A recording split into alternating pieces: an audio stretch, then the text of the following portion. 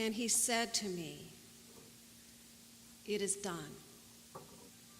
I am the Alpha and Omega, the beginning and the end. To the thirsty I will give from the fountain of the water of life without payment. She who conquers shall have this heritage, and I will be her God, and she shall be my daughter." On behalf of the Touchton family, we say welcome.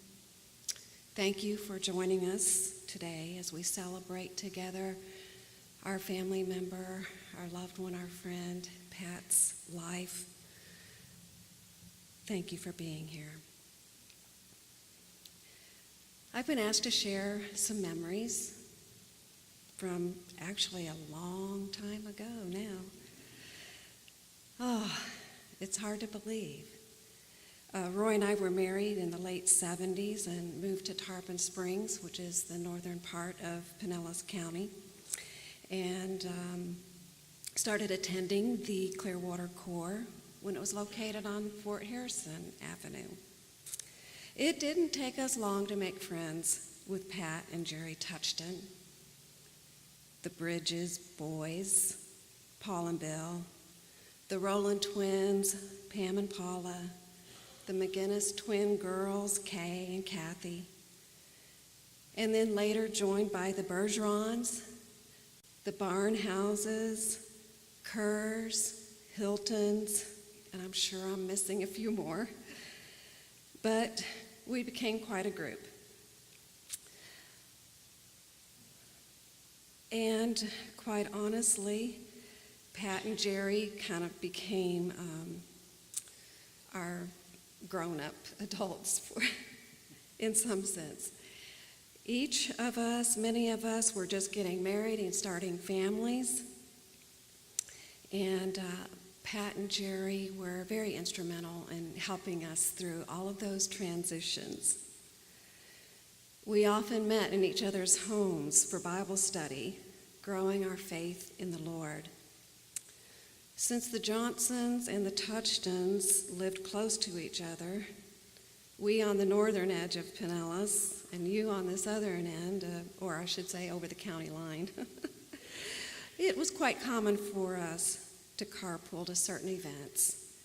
And it was during those rides back and forth to the Corps and home that gave me the privilege to know Pat and to know her heart. We would talk for hours.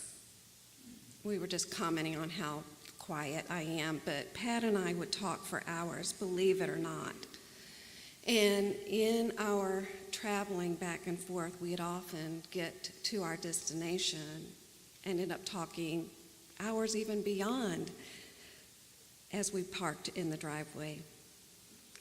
We shared personal experiences of womanhood, joys and concerns of the future, and would pray with each other over about everything we discussed, and I appreciated her friendship so much.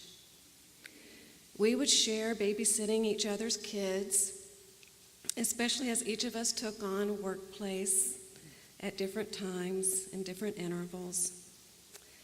And sometimes I kid around with Kim that I used to change her diaper.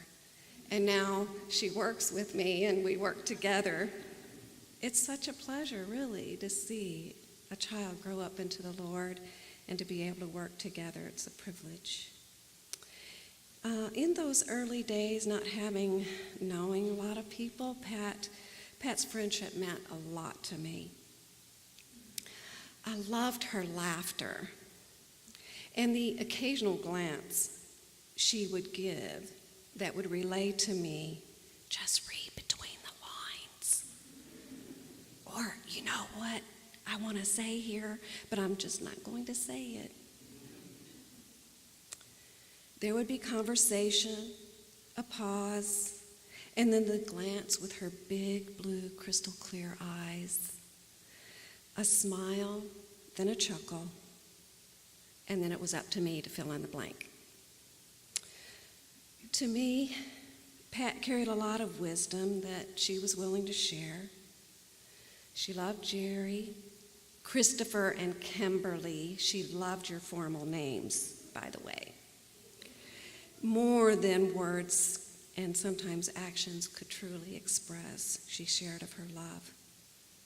And then when Susie, Kara, and Emmy, and the host of Kim's friends who would come and go, her eyes would glisten with glee because she had a deep love for each and every one. In the latter days, she wasn't talking much. However, one of the days that I was visiting with Pat in the hospital, Kim had arranged for a dog to come visit her. Pat loved dogs.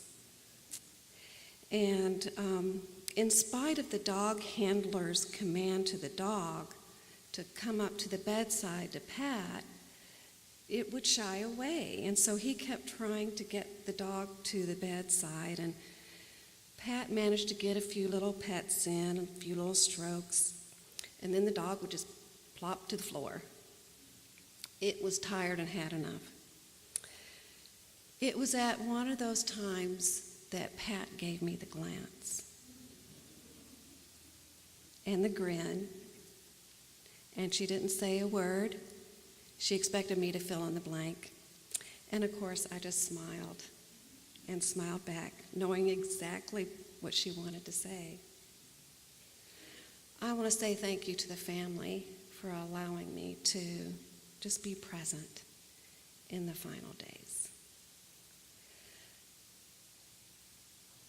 There's not always a whole lot we can say, right? But we can love and support one another through such experiences. And I am so very thankful, even to this day, for the little intersection of time that our hearts and our lives crossed way back when.